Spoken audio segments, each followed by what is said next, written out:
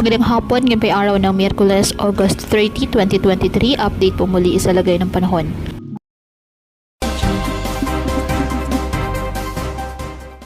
Napanatili ng bagyong Gureng ang lakas nito at isa pa rin itong super typhoon category at taglay ang lakas ng hangin na 195 km per hour at bugso nitong umaabot sa 240 km per hour.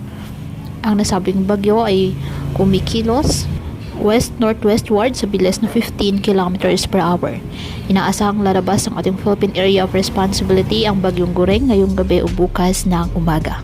Samantala, ang severe tropical storm Haikoi na ay patuloy pa rin po na minomonitor at ngayong araw inaasahang papasok ng ating Philippine Area of Responsibility at papangalanghana ng Pag-asa.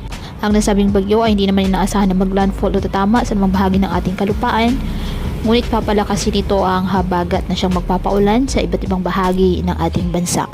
Ngayong araw nakataas pa rin ang signal number 1 dahil sa bagyong Gureng sa Batanes, Babuyan Islands, Ilocos Norte, the northern portion of Apayao and the northwestern portion of Cagayan.